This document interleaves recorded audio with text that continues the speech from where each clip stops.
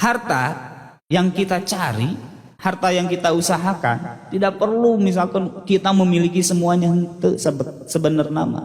Kan kusabab diurang mas syahwat yang selalu mempengaruhi kita, akhirnya apa? Tadi teh mengawang-awang. Hayang kapi miliki pokok nama. Dosakah seseorang punya harapan seperti itu? Tidak juga. Yang penting mah arah. Ya, sebab Allah tidak akan pernah memberikan tuntutan terhadap yang kita tidak sanggup. Pernah ada keberatan ketika para sahabat memahami ayat yang disampaikan dalam riwayat yang ditulkil oleh Imam An-Nawawi dari sahabat Abu Hurairah. Lihat surat Al-Baqarah yang 3 ayat terakhir ya, 284, 285, 286. Ketika Allah menegaskan lillahi ma fis samawati wa ma fil ard wa in tubdu ma fi anfusikum aw tukhfuhu yuhasibkum bihillah. Wa in tubdu ma fi anfusikum. Kalau kalian menampakkan apa yang ada dalam diri kalian, apa yang ada dalam hati kalian. Aw tukhfuhu, atau kalian sembunyikan. Mau ditampakkan, mau disembunyikan, kata Allah yuhasibkum bihillah. Semua akan dihisab, akan dipertanggung jawabkan. Coba ya Pak Bu, sahabat sampai kamurung ketika mereka memahami ayat itu. Kenapa mereka murung? Mereka berkata, ya Rasulullah, siapa di antara kami yang tidak selamat irodahnya, keinginannya? Dalam hati terbersit keinginan untuk melakukan kemaksiatan, dalam hati terbersit untuk melakukan kemungkaran. Siapa yang tidak ada? Semua pasti kami ada. Atau cenah kami teh binasa mun kitu mah. Yang terlintas saja nanti akan dihisab. Sok urang Pak Bu di dieu. Bisa tidak kita selamat apa yang terlintas dalam pikiran kita teh bagus semua, bisa teh? Bisa enggak? Moalnya hese lah.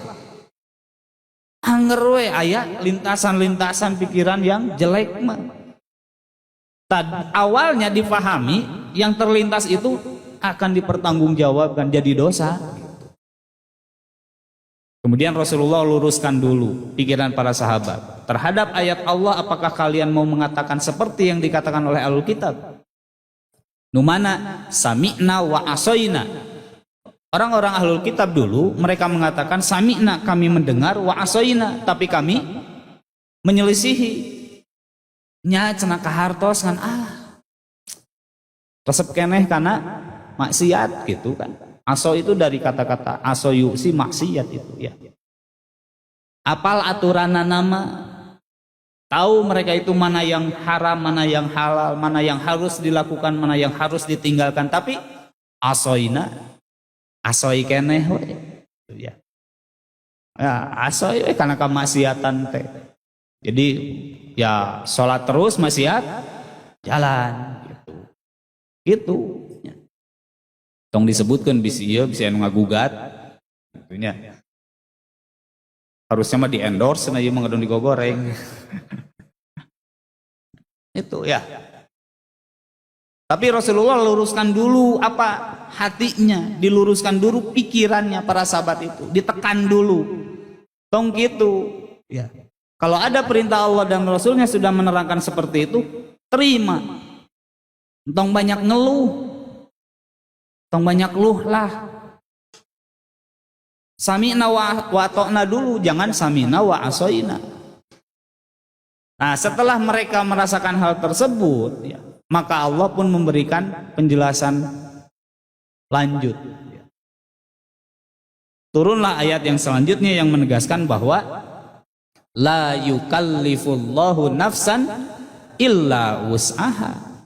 Allah tidak akan membebani kecuali yang sanggup kita lakukan.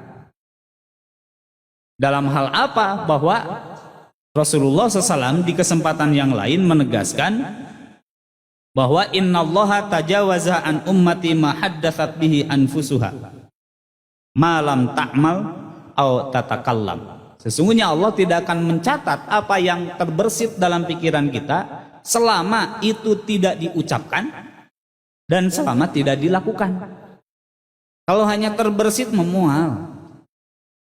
Kenapa? Karena itu mah bukan kesanggupan kita untuk menahannya. Udah pasti lintasan-lintasan itu pasti ada. Tetapi kita harus mengarahkannya ke arah yang baik.